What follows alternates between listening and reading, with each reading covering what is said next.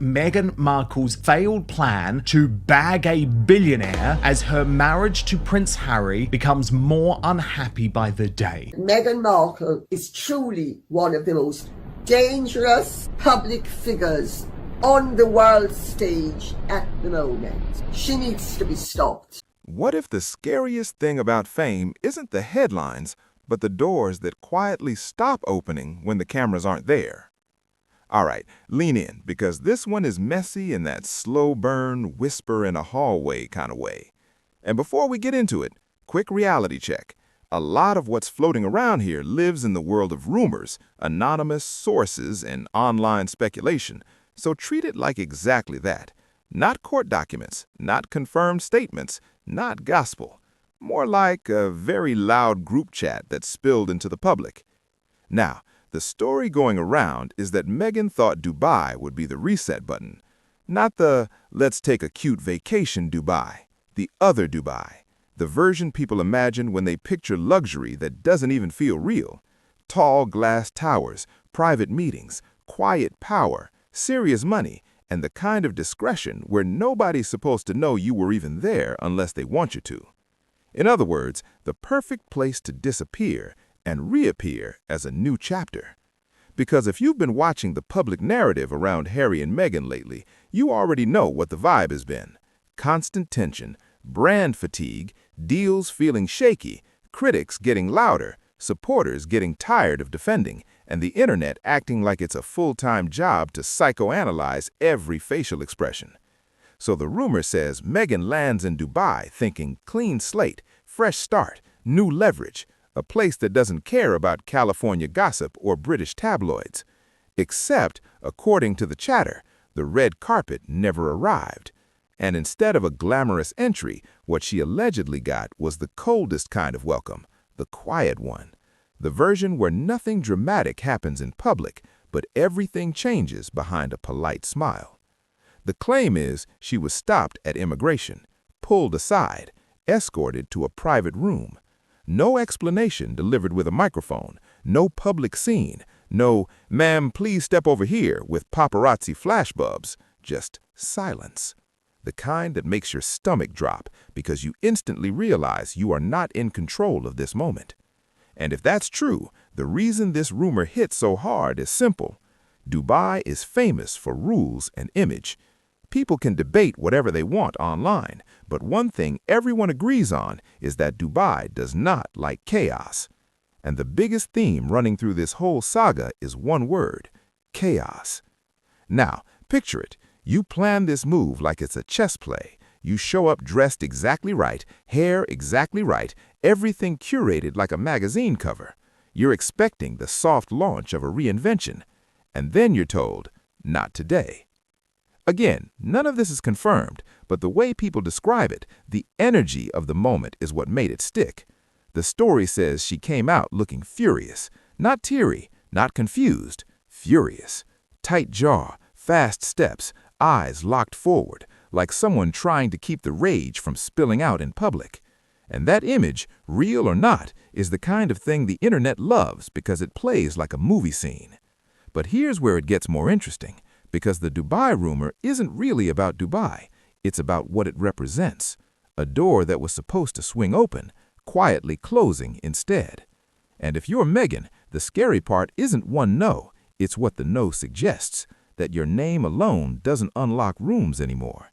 That maybe the calculation people make about you has shifted. Because here's what the commentators keep saying over and over. In the Middle East, reputation is currency. If you're seen as unpredictable, volatile, or likely to bring a media storm, that's not spicy drama, that's a business risk. And the online narrative around Meghan for months has been exactly that, risk.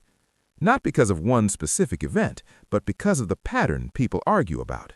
Former staff stories, difficult to work with whispers, the never-ending PR tug-of-war, the sense that every move becomes a headline. Some commentators go further and claim there are bigger legal clouds, investigations, raids, all that. I'm not going to state any of that as fact, because unless we're looking at verified reporting, it's just the internet doing what it does best, turning rumors into everybody knows. But here's the key point. Even the perception of that kind of cloud can be enough for certain places to say, not worth it. And that's why this Dubai story spread like wildfire, because it wasn't just people gossiping, it was people reading it like a signal, like, oh, so it's getting real now. And then the rumor machine did what it always does. It expanded the map. Because immediately after Dubai started trending, the whispers shifted to, okay, if not Dubai, then Saudi. And again, we're in the land of speculation here, but the story going around is that Meghan's team has been sniffing around high-level connections, hoping for some kind of arrangement that sounds diplomatic without actually being diplomatic. A seat near influence, a pathway to money that doesn't need Hollywood's approval. Basically, a new power base. But the same people pushing that rumor also say the response has been cautious. Not because anyone hates her, but because leadership doesn't want to import a PR hurricane. Because imagine you're a government that wants to project stability and control. Why would you invite someone whose brand is built on constant narrative battles?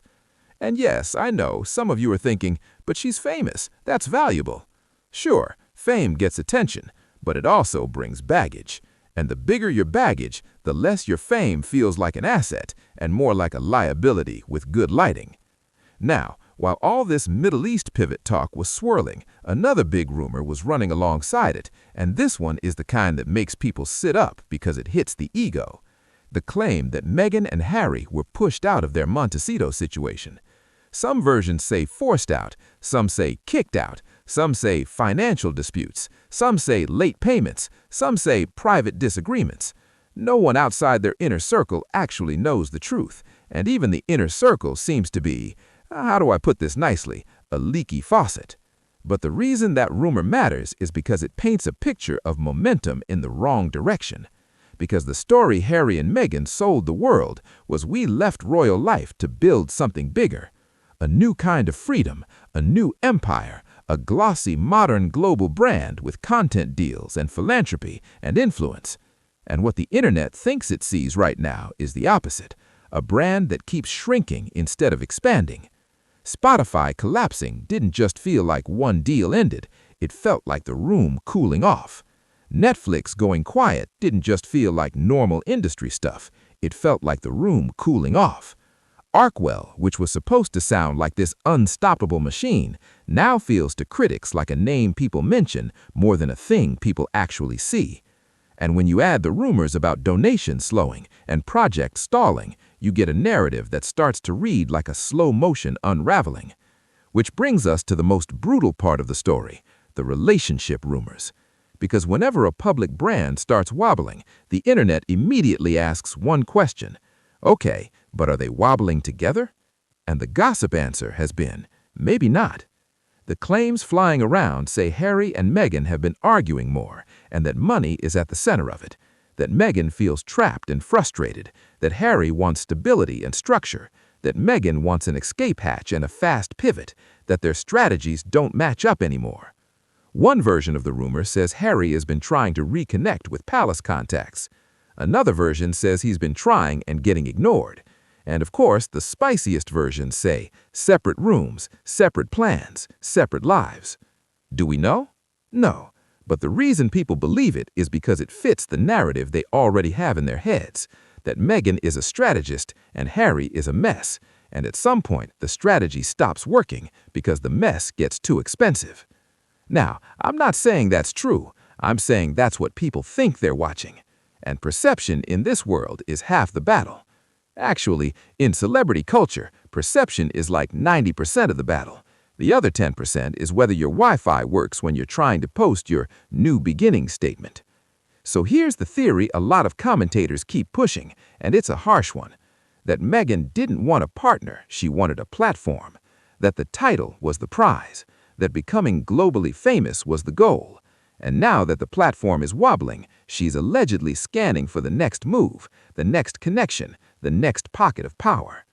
Again, that's commentary, not fact, but it's a popular framing because it turns this whole saga into a story people can understand in one sentence.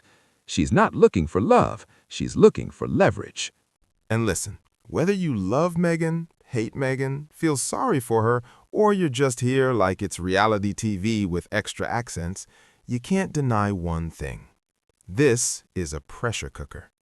Because if you're Meghan and your projects aren't landing the way you want, and your critics are louder than ever, and your fresh start attempts keep hitting walls, then the temptation to run somewhere new makes sense. People always think changing the location changes the story. Sometimes it does. But sometimes you take the story with you. And that's what makes the Dubai rumor sting so much. Because if the rumor is even partially true, it suggests the story followed her there. Now, let's talk about why Dubai specifically became such a symbolic battleground in online chatter. Because Dubai is a place people associate with controlled image, high standards, quiet power, not messy open conflict. It's not a fight in the comments culture. And Meghan's public life, fairly or unfairly, has been framed as constant conflict. Accusations, rebuttals, subtweets through PR, leaks, counter-leaks, documentaries, interviews, books, reactions to reactions to reactions. It's exhausting just listing it. So the internet saw Dubai as the test. If she can get in there and move smoothly, maybe she really is still powerful. If she gets blocked, then maybe the power is fading. That's why the rumor hit like it did. It felt like a scoreboard moment. And once the internet smells blood, it doesn't stop. It starts stacking evidence, even when the evidence is just vibes. People start connecting dots that may not even exist. Oh, Netflix hasn't announced anything. That means they're done.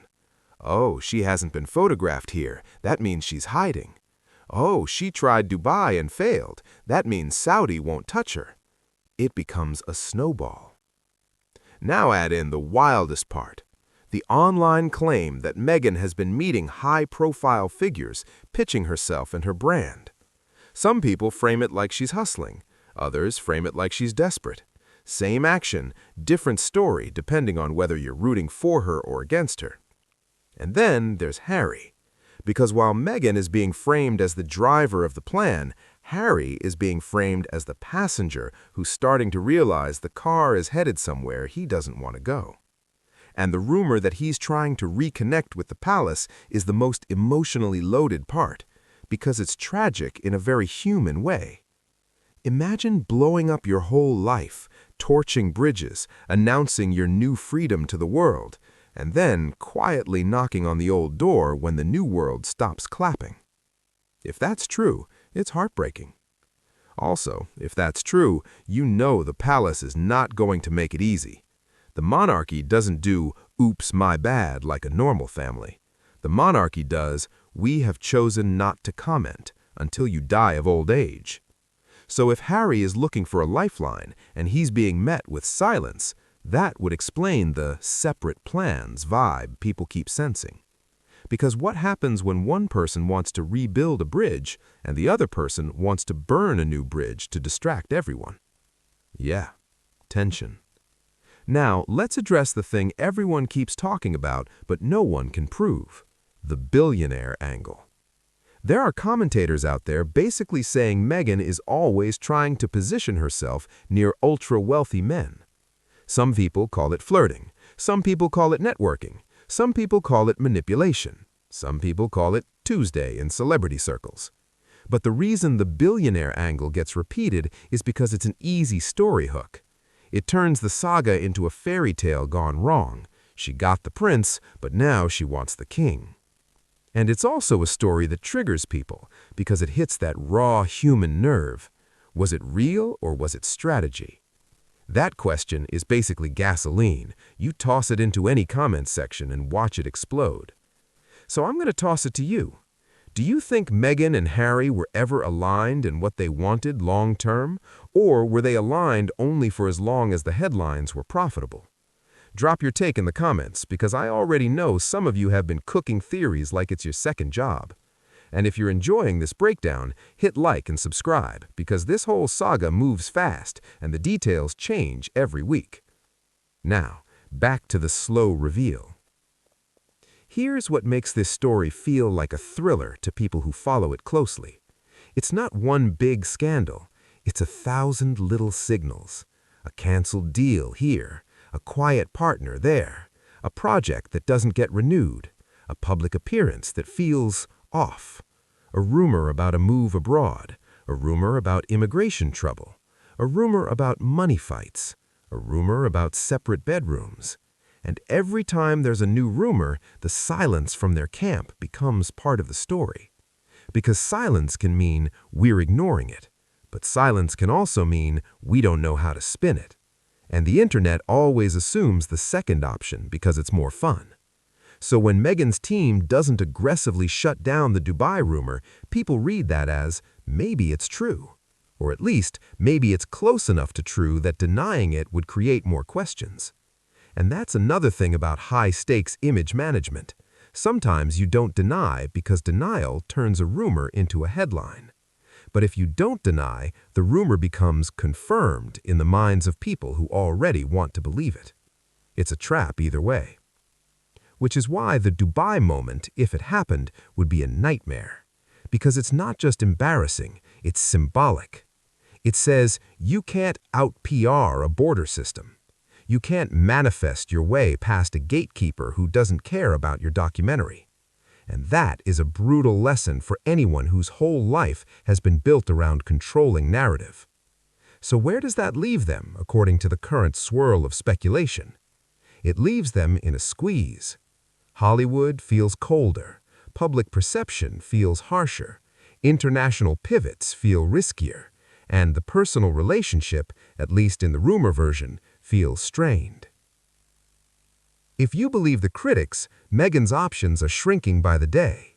If you believe the supporters, she's being targeted and judged unfairly, and she'll find a way through like she always has. If you're neutral, it just looks like two people who tried to outrun a system and now are learning the system always gets the last word. And that's what makes the story so addictive to watch. Because it's not really about royalty anymore. It's about what happens when you trade a guaranteed institution for a self-built brand, and then discover the brand is fragile. Institutions can survive bad weeks. Brands can collapse from one bad meme. And speaking of memes, let's not pretend social media hasn't made this 10 times worse. Because every time Meghan tries to do something normal, the audience takes it as a performance. A cooking show rumor? People laugh. A product drop? People mock. A political statement? People dissect it like it's evidence. It's like she can't do anything without the audience yelling, "Plot twist!" And that kind of constant skepticism turns into a wall. Not just online, in real life, with investors, with partners, with gatekeepers. Because nobody wants to be the person who backed a project that becomes a scandal magnet, even if the scandal is mostly noise. Now, here's the final twist people keep predicting. The thing that's always lurking under the surface of every Harry-Meghan conversation. Divorce. I'm not saying it's happening. I'm saying the internet is obsessed with the possibility. Because in the brand narrative, divorce is the biggest content event possible. It's the ultimate reset. It creates new storylines, new sympathy, new deals, new interviews, new documentaries, new everything. And that's why some commentators claim certain media companies would be interested in Meghan even more if the marriage ends, because the next chapter would sell.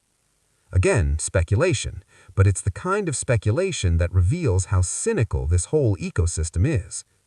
People don't see them as people anymore. They see them as episodes. And that's the darkest part of it, honestly. Because if you strip away the noise, what you have are two human beings under insane pressure, living inside a global argument where everyone thinks they own a piece of their story. And whether you blame them, defend them, or just watch with popcorn, it's hard not to feel the weight of it. So here's where we land. If the Dubai rumor is true, even partly, it's not just a humiliating travel hiccup. It's a sign that reputation has consequences in rooms you can't charm your way into. It's a sign that celebrity doesn't always beat risk assessment. And it's a sign that their post-royal strategy might be running out of smooth exits. And if the relationship rumors are true, even partly, then the bigger story is this. When the dream starts cracking, you find out whether you were building together or just standing next to each other in the same photo. Now, I want to hear from you. Do you think this is just another exaggerated internet firestorm that will blow over in 2 weeks? Or do you think we're watching the beginning of a real collapse in their brand, their partnerships, and maybe even their marriage? Drop your thoughts in the comments. And if you want more breakdowns like this, hit like and subscribe, because this whole saga moves fast, and the next twist always shows up when you least expect it. Thanks for hanging out with me. Seriously, I appreciate you.